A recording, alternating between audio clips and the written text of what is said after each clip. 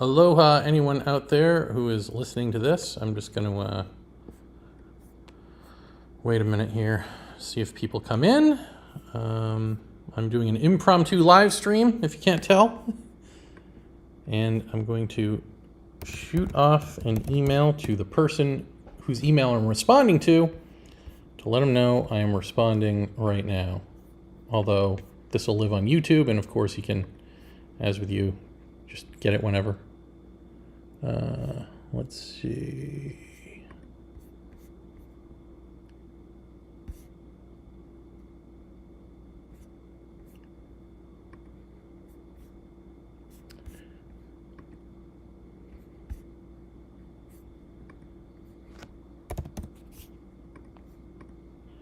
And we're live.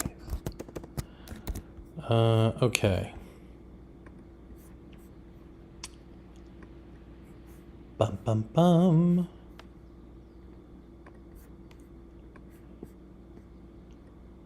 I have 0 viewers, which is perfect.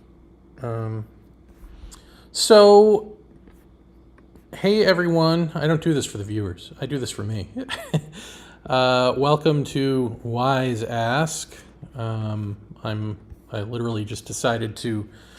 I mowed the lawn. The grass is literally taller than me because I live in Hawaii, and that's what happens. So I decided to mow that in a field, and that was fun. And then I showered, and then I ate some yogurt, some mac nuts, and then I ran up a hill to this here place, and now I'm sweaty. And I'm doing an impromptu thingamahoozy here because I said I would to this person who had emailed me, and I'm not going to have a whole lot of time later this week, so that's my story, and I'm sticking to it. Alrighty. So, if you're watching me on the YouTube, let me know that you can hear me okay. Otherwise, I'm just going to babble and hope that I'm heard. All right.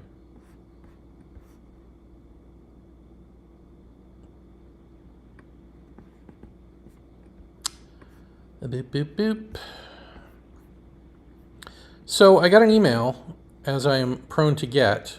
I don't get a lot of emails, but sometimes I get emails. And now that I'm actually out there more in terms of the quote-unquote spiritual stuff as opposed to the UFO stuff, I'm starting to get those emails, and it's weird for me because I feel like almost like I kind of have more of a responsibility in that, like with UFO stuff, it's like, okay, I can respond or not respond depending, but with the spirit stuff, it's like people, read my books or hear me speak, and they're like really trying to get it, and then they're like, why aren't I getting it? And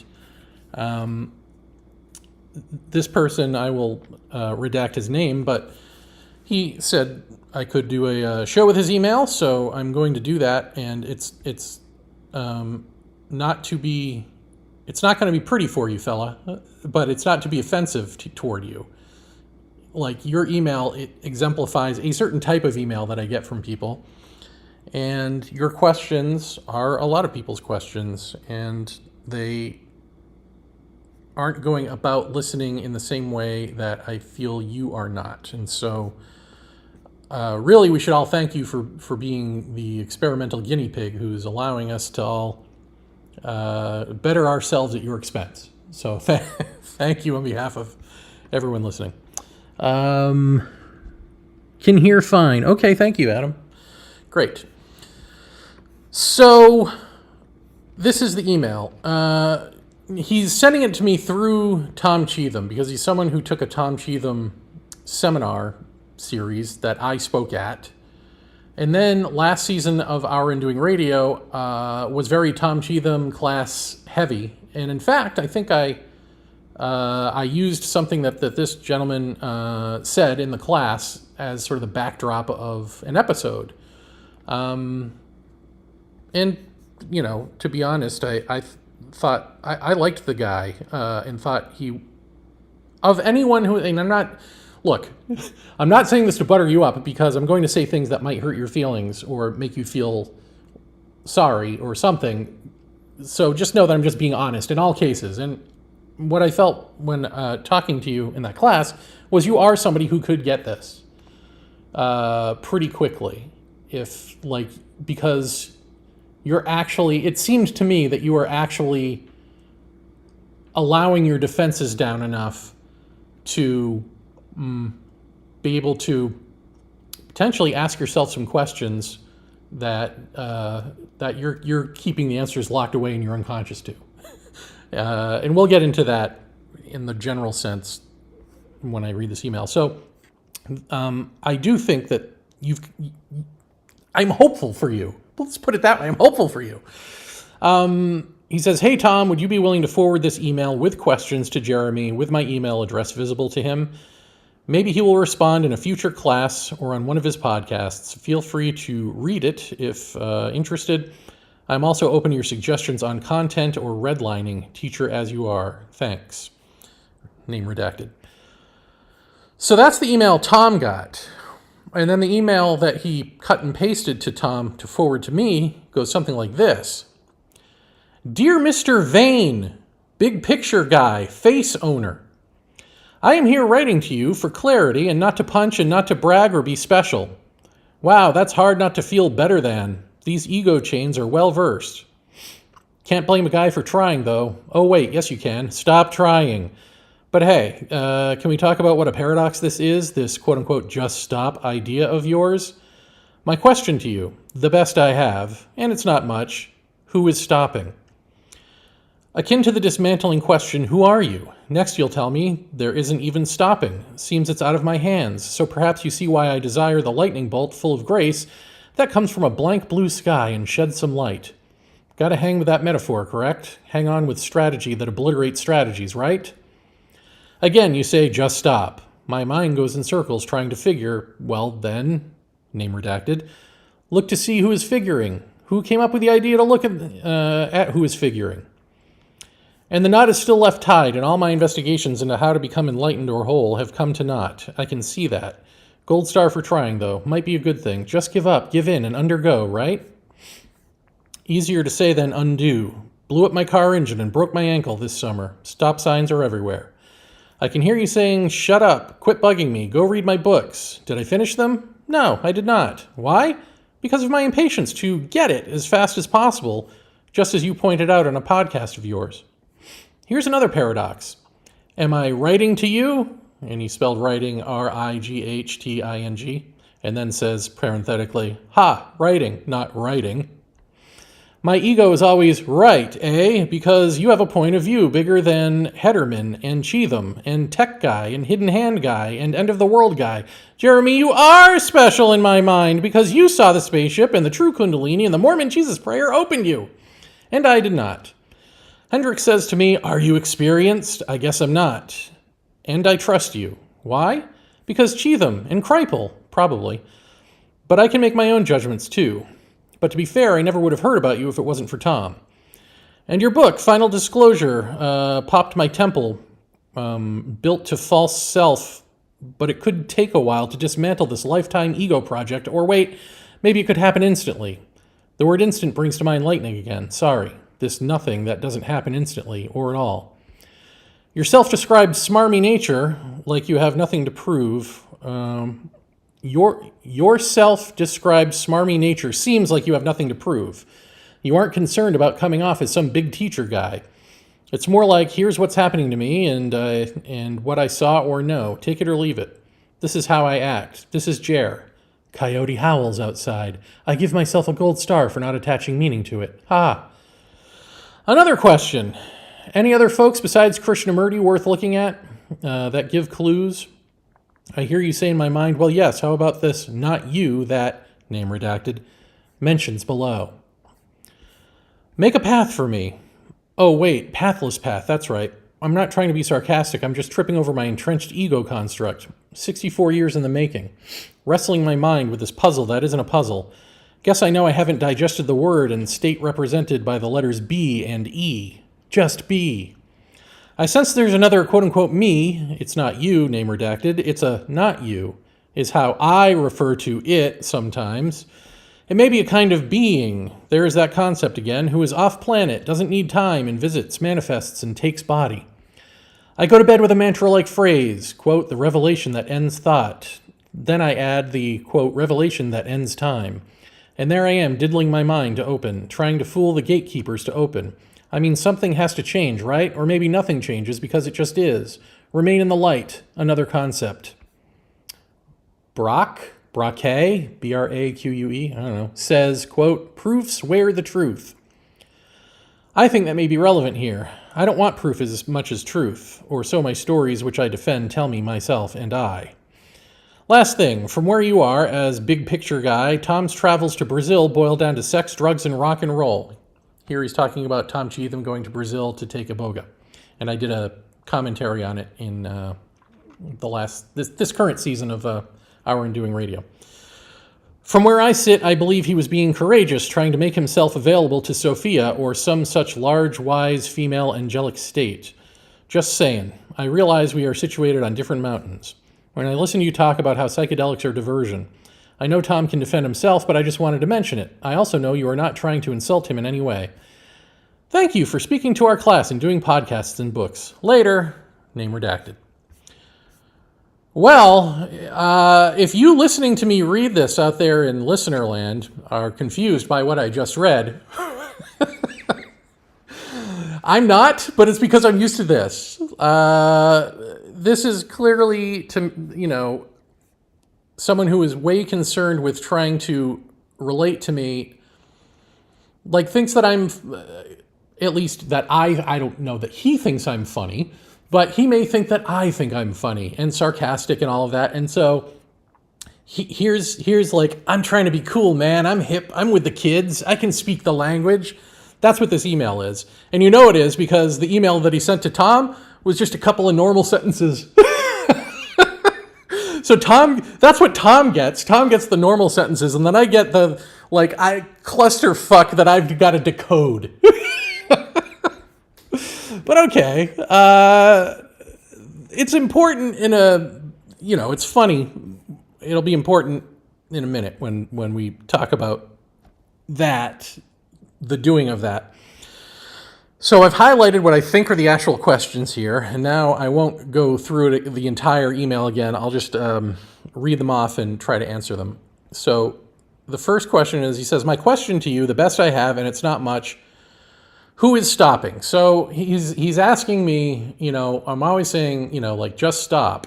We're talking about the self, that the self has to stop, that the seeker has to stop seeking for that which is sought to become the case, to be what was formerly the speaker, because now the seeker, because now the seeker is done. So the who is stopping is akin to the dismantling question, who are you? So you're not stopping. When I say just stop, I'm talking to your brain. I am talking to your brain-body complex, however you want to put that. Whatever it is that physically manifests this sense of self, that has to hear what I'm saying through you, which is the minefield of thoughts and distractions and things that want to contextualize it in a way that keeps you alive. But no, I'm trying to murder you through speaking directly to your brain of just stop. Just see the futility of projecting this seeker who's going nuts with this stuff. So it's not so much that you can relax or that you can stop. Because you are the go, you're the doer. But the brain has to hear this so thoroughly that it sees the folly in projecting you. And it's a tough sell, or it would have happened a million times over by now to, people all over the world. But we'll, I'm sure, come back to that in a minute. By the way, I've shut all the windows now, and I'm going to sweat bullets, so I apologize. Again, you say, just stop. He says, my mind goes in circles trying to figure, well then, name redacted, look to see who is figuring. Who came up with the idea to look at who is figuring? So here's the thing. Don't look to see that. You know who is figuring and came up with the idea to look. You did, right? So ask yourself why you're doing this, not who is doing this. That's the important thing. I think in a lot of, I know Buddhism claims not to be a religion, but they are. In a lot of religious traditions, and New Age and whatever, all the bastardizations, there's the idea that you are an illusion, and which is true.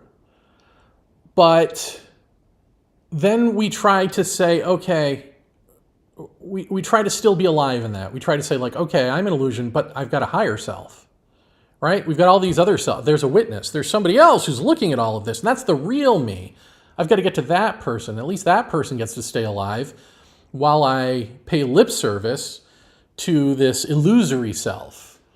Or we say, sure, the ego is an illusion, but what I mean by that is my arrogance. When I say ego, I mean my arrogance and, all of the bad stuff. So I need to control that, or I need to look at my ego and put it in check, pay homage to it, to my dark side. So we keep trying to splinter off from ourselves. When I say ego, I don't mean, oh, you have an ego, like you're arrogant. I mean you. You are the ego. When I say self, I mean you. You are that self. There is no higher self. There is no splintered off bunch of, outside of the, schizophrenic thing that we can do and then pretend that we're a bunch of different, entities going on inside here. All of that is the pretend. It's all thought. You are a thought construct. You are thought. Your brain cells. Your brain cells going off, doing stuff, creating this sense of consciousness, taking in the world, all of that. That's body consciousness. That's what you are. And I know you've been taught differently, and I know you want to believe differently. And I'm not talking specifically to this gentleman here. I'm talking to most of you. Most of you don't want that, because that means when the body dies, you die. That means it'd be a lot harder maybe to think that there is any sort of meaning in the world if you're just a bunch of meat creating this sense of consciousness.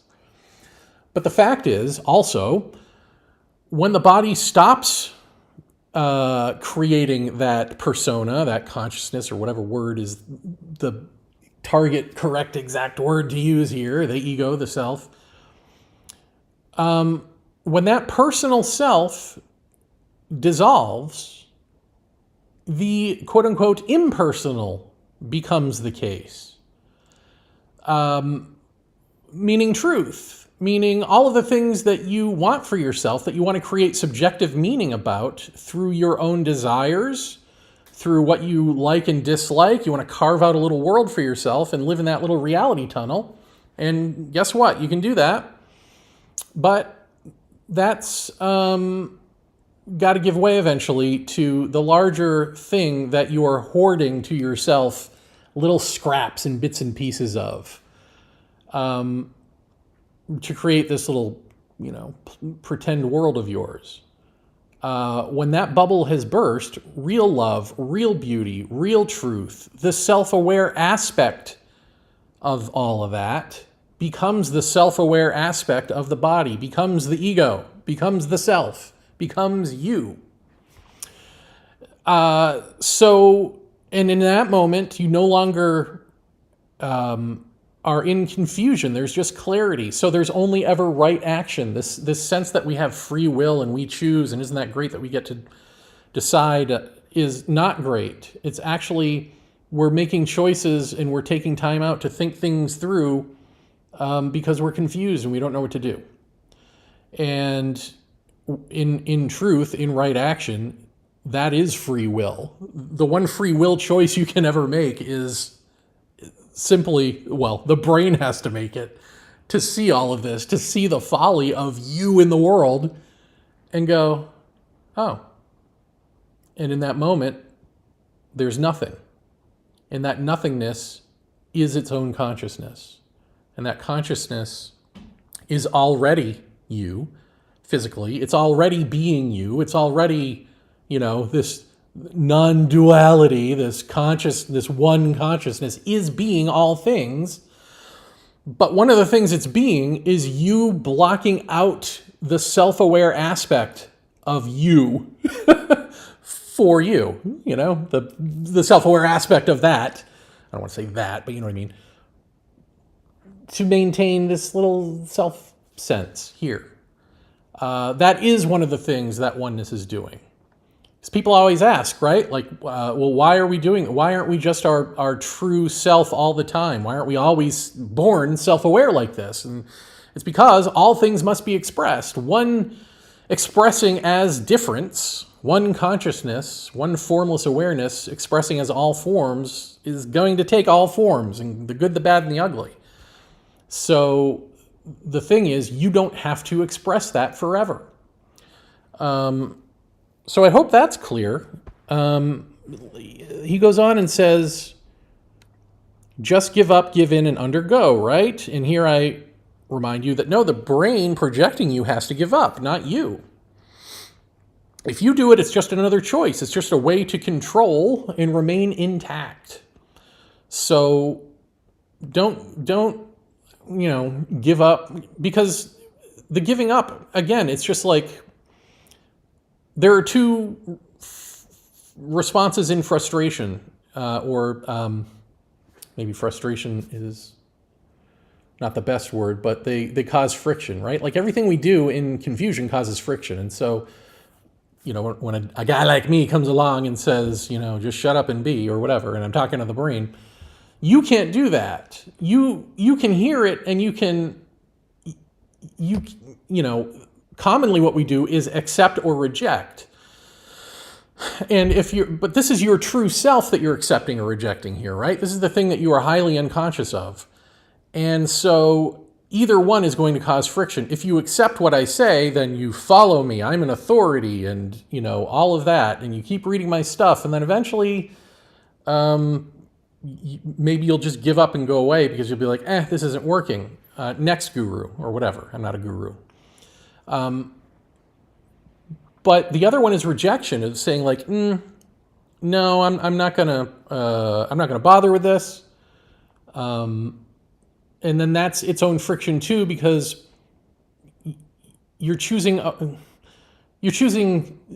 the small self in either case, right? You're choosing the body consciousness in either case. It's just that one is pretending not to be. Well, I guess they're kind of both pretending. Like one is just fine with it. One is like, I don't care. I'm going to go about my life. The other one is like, I'm going to explore this forever and ever and ever. But both of them are trying to go on forever and ever and ever in their, opposed ways. But then there's the other response, which is the one that needs to happen, which is more delicate, which is like, okay, this is speaking to me on a level because I'm still here. I'm still listening. And I really want to get it. So I'm going to really listen to what's being said here. And I'm not going to go after it. I'm not going to accept or reject it. I'm not going to deny it. And I'm not going to say, yeah, that's great. Because if you say, yeah, that's great, then you try to do something, right? You try to give up. You try to give in. And you're trying, and that's the friction. It's not really happening. All right.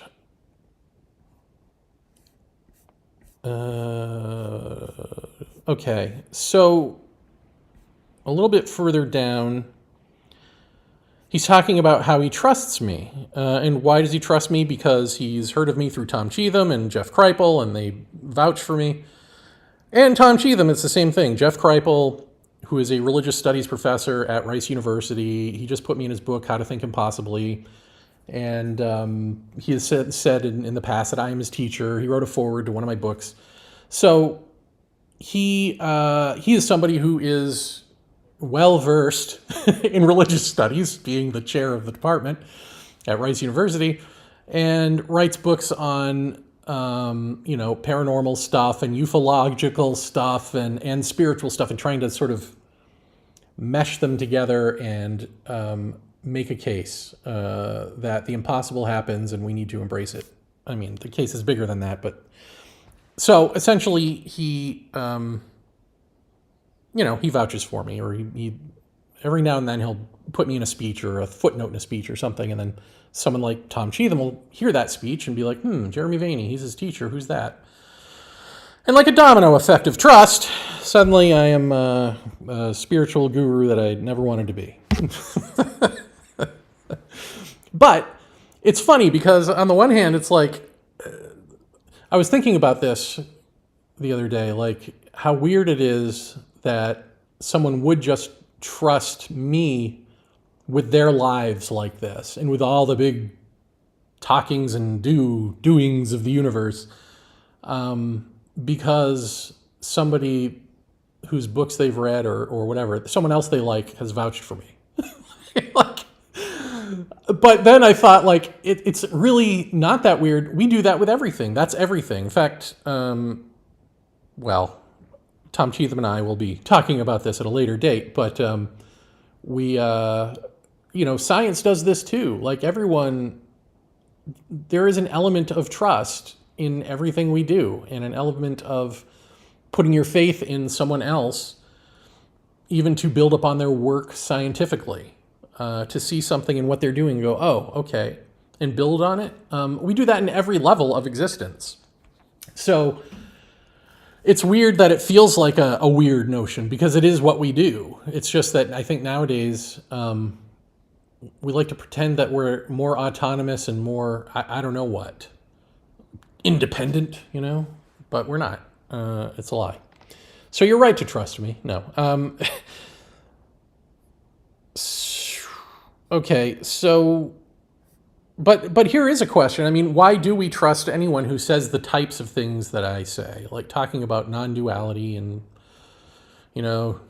truth and what happens when the ego dies and the body remains alive, the miracle next thing, and all that.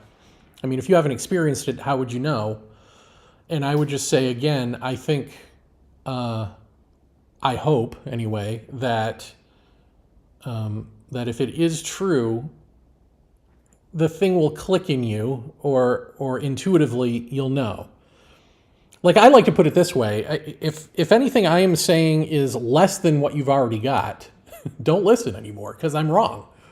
But if it's not, a lot of people like to say, oh, he's just talking about this or this or this, Buddhism or Zen or whatever, and I'm not. And those people are wrong, and so I will disregard them. But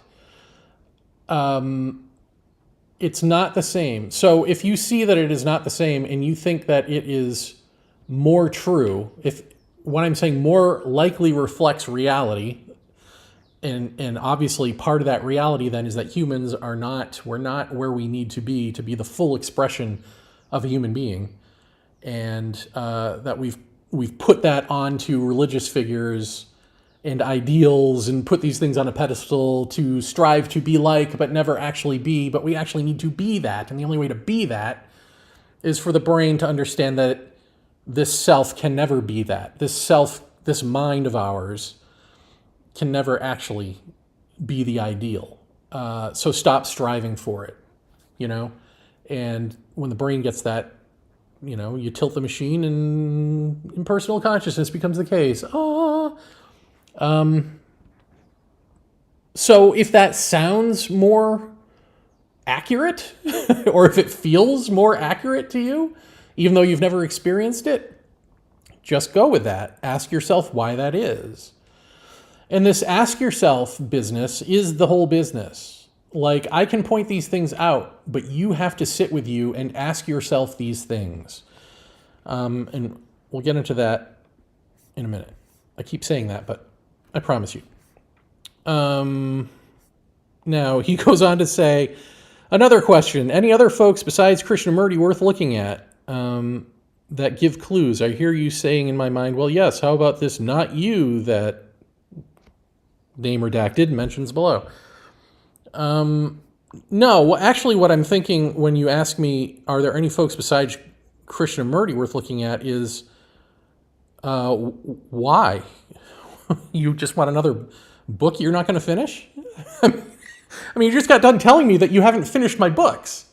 Now you want a reading list of other books you're not going to finish and then be frustrated and get anxiety ridden and be like, oh my God, I must type anon. I must type anon. No. But the other part is, I honestly have not found anyone yet who is as clear and free of baggage as Krishnamurti is. So, you could argue that Buddha and Krishnamurti said the same things, but unfortunately, there's this little thing called Buddhism that has, with all of the various branches and all of the personal meanings people put onto it, that are in the way. And the one thing that Krishnamurti pointed out that needs to be reiterated over and over again is that this truth of ours, this religious mind of ours, cannot be organized into a religion, cannot be organized by an organization. This is not a social function. This is you sit with you and figure this out. It's ironic because I just got done saying that we don't, we like to think that we're individuals and that we're alone and all of this, and we're not. But in this instance, we are. In this instance, you got to go into the cave alone, right? Actually, scrap that, because that's the hero's journey, and we're not talking about a journey anymore. I'm just saying you got to be alone with this.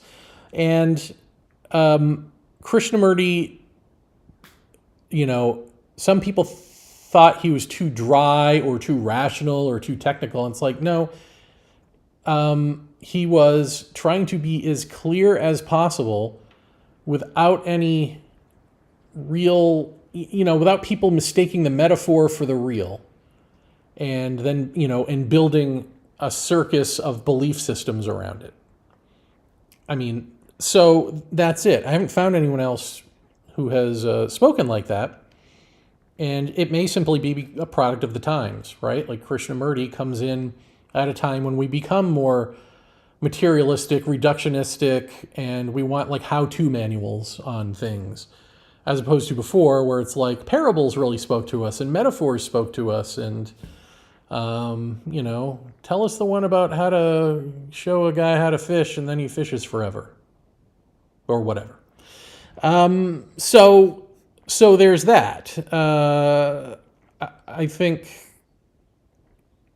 he's it. But also, again, I'm sort of joking and not, that if you haven't finished my books, why do you want other books? Because the whole, this isn't like art or for me writing, where, ages ago, especially when I first started writing, I'd start writing a book or a story or something and I'd get lazy and I need inspiration. So I'd buy a book on how to write, or I'd buy a book on grammar, and these would inspire me to keep going. This isn't like that. This isn't like you just keep buying books to inspire you to keep going. That again becomes a way to look outside yourself constantly, to remain yourself who is in control as the one who looks outside, as opposed to just doing the simple work of sitting alone with yourself in silence and asking yourself, in your case, am I done with this? Maybe I'll just put it here. In your case, why is it that I am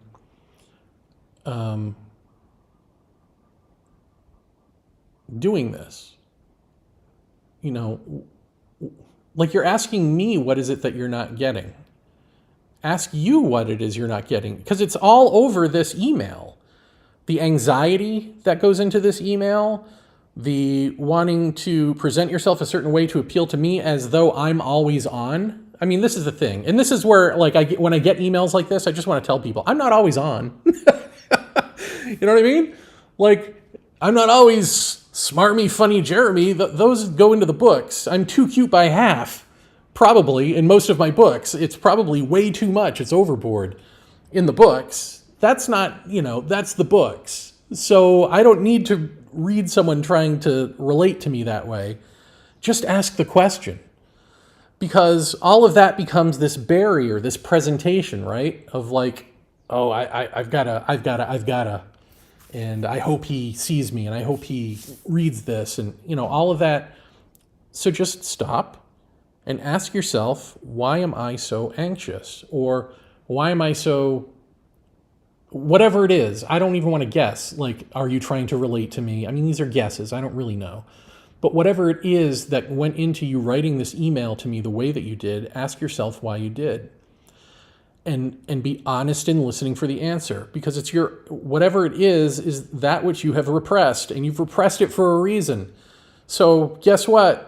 Eventually, I know you're 64 years old and all, but it's going to go back to your parents. So it may take a while to get there. Because you got 64 years of experience to traverse, to break down. But this is what needs to happen. We need to peel away why we do the things that we do. And if it's possible, do that in the moment that we're doing them, or in the moment of feeling like anger and what are you upset about? Why are you upset? Or whatever your reaction is to me telling you this, publicly.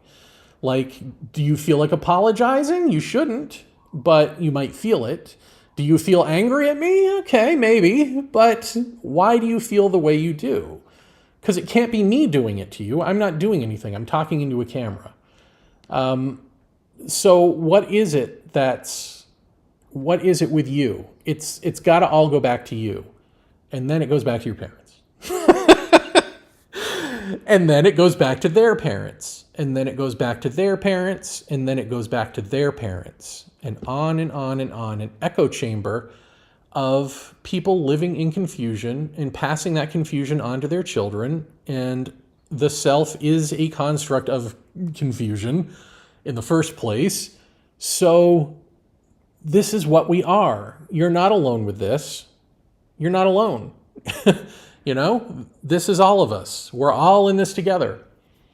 Through the ages, this is what we do. And I think, like, if you really deeply see that, not just on the surface, which is hard because I just said it out loud, so it's not yours that you haven't come to it organically. But really try to sit with it and see if something of this doesn't come up organically that stops you in your tracks. Right? That is what, like, psychotherapy should do, I suppose. But I don't know that it really gets there that often because it's formatted differently, formatted for the long term. This is the cheat code. This is like deconstruct a few of your big issues until eventually you come to like this epiphany of, holy crap, this isn't my problems. These aren't me. I'm not this anxious guy. This is the stream of human consciousness reacts in the world, and this is how those reactions express themselves. This is the stream of human consciousness. This is what we do. All right. Let me read here. I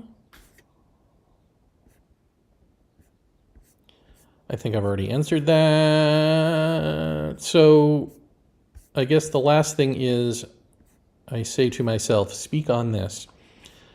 He says, last thing, from where you are as a big picture guy, Tom's travels to Brazil boil down to sex, drugs, and rock and roll.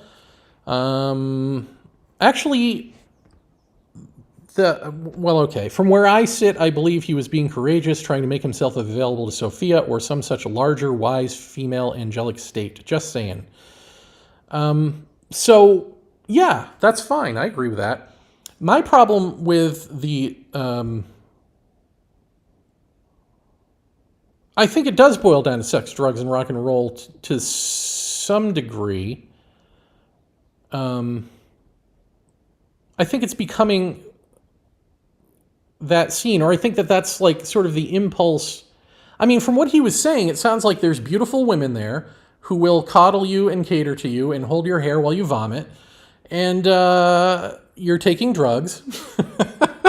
And the whole thing is rock and roll, man. And it's, I'm presumably a whole bunch of white people. And like, maybe, if you're lucky, there's like a brown-skinned shaman from around there who's doing this for a fee.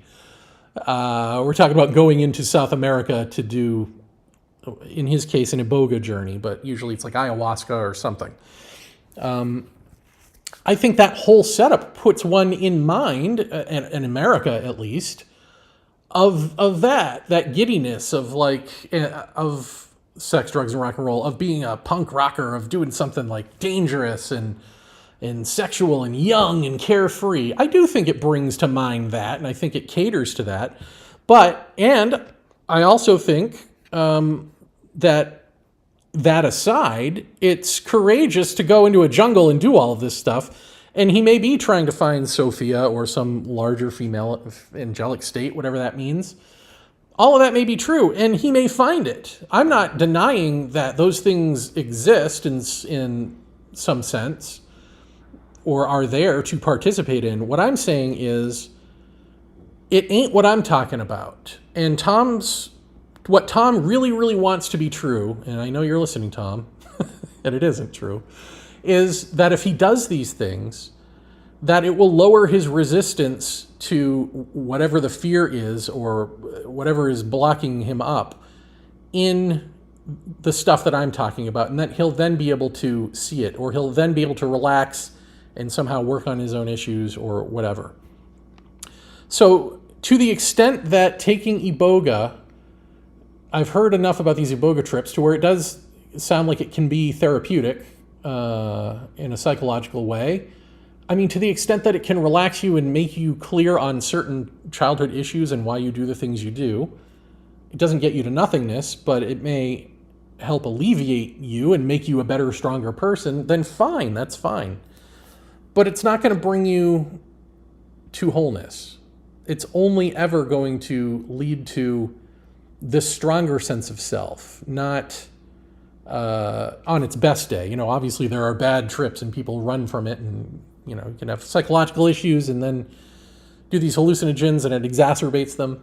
But on its best day, it can make a stronger you, not dissolve you, not dissolve the sense of self for the impersonal to be the case, because you're involved in all steps of that journey. You're still there.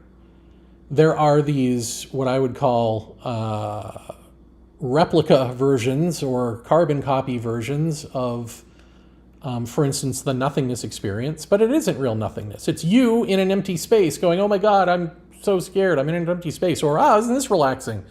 No one's around. Solitary confinement at last. But there's still you. There's still a you there. And that is by design. That is how the universe, how human consciousness takes something like what I have described and creates a replica of it so that you don't engage with what I'm telling you, you engage with the replica. That's one version of it. And then it becomes this, what I call the underbelly of the universe. It becomes these death realms. It becomes these hallucinogenic realms. It go down the list of things that people experience. I would say most of them are these virtual realities, essentially. Because this is how deeply we don't want to not be here. And like, these are the lengths you'll go to constantly dangle the carrot in front of you to keep moving. Those of you who do hear what I say and do find it appealing or do want it for yourselves. It's just the way it is. And I don't know how deeply we want to go into this. You know, from the aspect of timelessness, where everything is always already happening, everything always is the case, everything is now. All of these things that I'm talking about are already there. You know, it's just in time, we create them at some point. We build them up through agreements. We add and subtract. But actually, that's just how we're experiencing them within time. Outside of time, like, this stuff already is existing. The out of time and in time are, I don't know if you say co-creating, but they're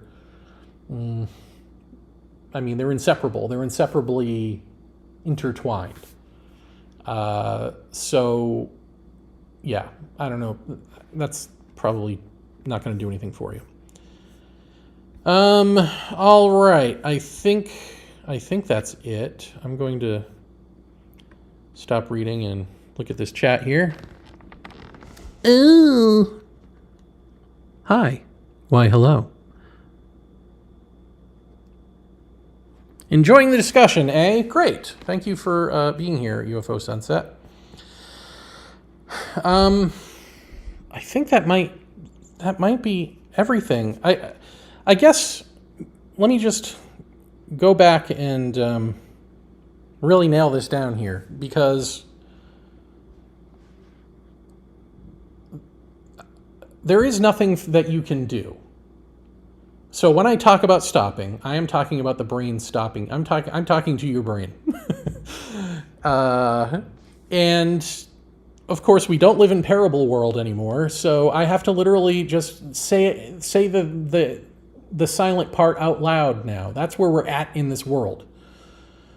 Right? We want the manual. We don't even want the manual. We don't even want to look at the fine print. We just want to click I accept, and then it happens. So for that kind of, abysmal brain of ours, a lot of people aren't going to be able to hear metaphors. And so I'm just blatantly saying it. Now, I don't know that works. I don't know. I don't have a handle on that, obviously. But I think it's the smartest way to go for now. So when I'm saying just stop, I'm talking to the brain. When I'm saying that there's nothing that you can do, there is no path to nothing. We all want religious paths to all lead to the same oneness, God consciousness, whatever the thing is that we all want it to lead to, heaven, I don't know what. This is, that person has to go. That idealist, as lovely a person as he or she is, has to die. While the body remains alive, we're not talking about suicide. We're talking about the brain sees that even with the best intentions, that cannot be gotten to that way. And then, as a side note, I think what is helpful is to, again, ask yourself, why do I keep doing this? Why do I even keep listening to this guy? Why am I still here? Ask you that. Don't ask me that.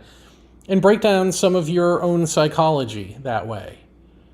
Now, I'm not saying that that's not a path to nothingness, but that is definitely a path to further and further clarity for yourself. And the ultimate clarity of that is, if such a one needs it, and not everybody does, but the dying back out of brain self into heart, or dying out of this false autonomous, I am in command person, back into the web of life, back into the interconnectivity with all beings, as lofty as that sounds, which feels like an enlightening experience, and it is, in the sense that it is healthier and wholer. That person eventually must go too, but that person probably will have an easier time understanding this. There will be less baggage there to go through. There's less unconscious. Really what we're doing is trying to get everything that's unconscious in you to light, to the light, to be conscious, so that you're clear, so that there's clarity. And so I don't know if that's confusing to say that there's no path, as Judah Krishnamurti said, a pathless path, while at the same time saying, but there is this one thing you can do, which is ask yourself why you do the things you do when you do them, and deconstruct that and go back to okay, so I do this because I reacted in this situation back in high school. Why did I do that? Oh, well, because this happened in middle school. Well, why did that? Oh, because that's how my parents treated each other, and that's how my parents treated me, or my dad or my mom treated me. Well, why did they do that? Well, what do I know about their parents? Well, my grandparents were kind of like this, and so it's probable that they made my mom feel this way and my dad feel this way. And again, if you keep going back as far as you can, even if you have to imagine just based on being empathetic toward somebody like your parents or your exes or a bully or a boss or a friend, an ex-friend, a current friend who you tolerate but treats you like crap, whatever it is. Like, why are you who you are? Why are you acting the way you are in any given situation? Break you down, break them down. Imagine it with empathy if you have to, because you can imagine what a bully's life is, right? Because we all, I don't know that we all know, but you should know at this point that being an a-hole doesn't tend to come out of nowhere. I mean, there can just be physical, like mental illness stuff that is the brain chemistry that maybe isn't due to nurture, but a lot of times it's nurture. So let's figure this out, right? Let's break them down and get back to that common, like, oh, right. There is no end to this. I'm not alone. I'm not, unenlightened, sucking my thumb in a corner somewhere. We all are. That's just the way it is, man. And once you actually get to that, again, it can't just be a flippant thing like I'm talking. It can't be a rational thing. It can't even just be a normal felt thing. Like, yeah, I really feel that. No, it will punch you in the gut and dissolve you. You will be moved. Now, again, I've said this a million times.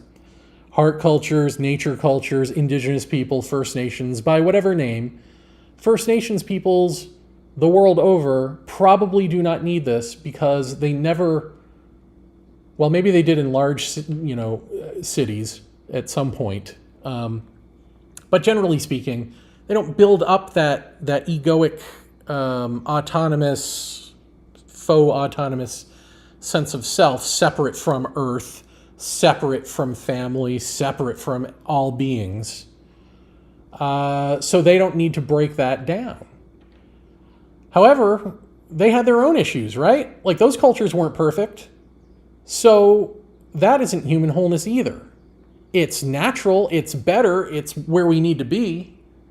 It's where we need to get this mind to in some sense. But is that it? Is that the whole story of us? Ask yourself and find out. All right, that's it for me. Let me squint at the screen one more time here. UFO Sunset says, how do you define metaphor in this context?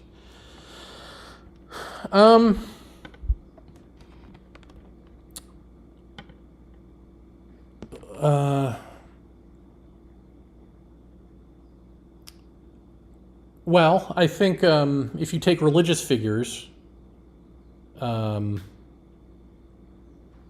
me think about that. I feel like I've actually said metaphors that people have thought were literal. And then it's like, no, it's a metaphor. I'm just using a metaphor. But like I guess you could say, Jesus has a metaphor, any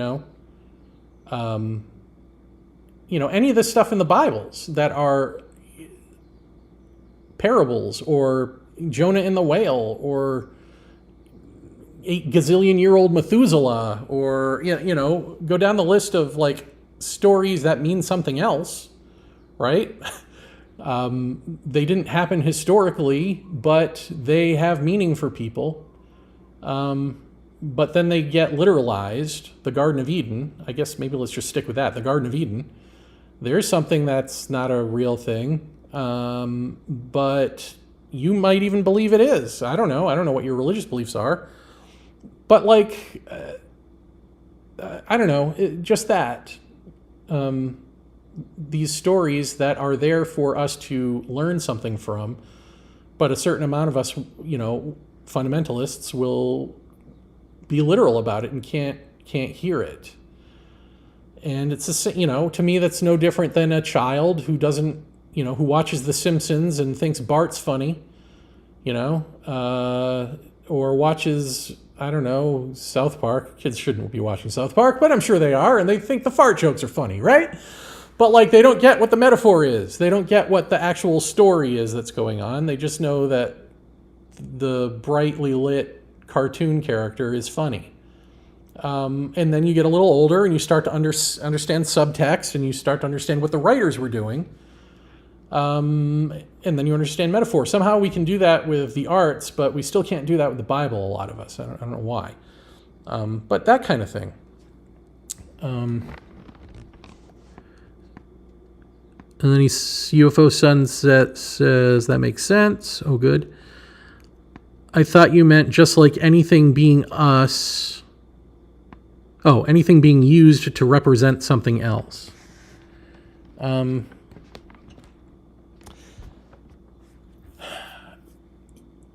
Yes, sort of. I mean, what's the Buddhist saying? Here, I will steal from the Buddhists.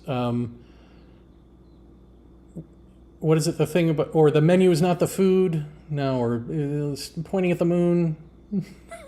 Don't look at my finger, look at the moon. I don't know. Now I'm stumped because I'm trying to think because I know that there are a couple of times when I've said something that's like, no, that was just metaphorical language. That wasn't the literal thing. But even, I guess on that note, this is why, like, I think precision with words, which is probably impossible, has to be the thing that I constantly strive for, because sort of along those lines is what I was saying before about ego. Like, I can talk about ego all day long, and if you have a definition of ego in your mind that is exclusively, oh yeah, my ego, the content of me that I don't like. Yeah, that stuff that I work on. No, I mean all of you. I mean all of that is you. Then that becomes a problem. So I think Krishnamurti is the only person I know of who is careful with his words that way. But you can't always account for, you can't get it right. In other words, there is no getting it right, because the mind is going to always jump to the thing it wants you to be saying. You know, you're always going to want me to be saying the thing that you're in agreement with. Then you don't have to do any work and you can pretend like you've already done it. Right? Like, that's just what we do. It's part of what we do. Not everybody does that, but a lot of people do that. But when I turn the camera off, I'm sure it will come to me exactly like the thing that I'm not remembering, which is something I wrote that was, yeah, metaphorical, but was taken literally. But I don't know. That's probably enough anyway. Is that it? It's a slippery because language is representational, right? Yes, Jeremy. I do want ice cream now. Oh, good. Ice cream sounds great. I wish I had that.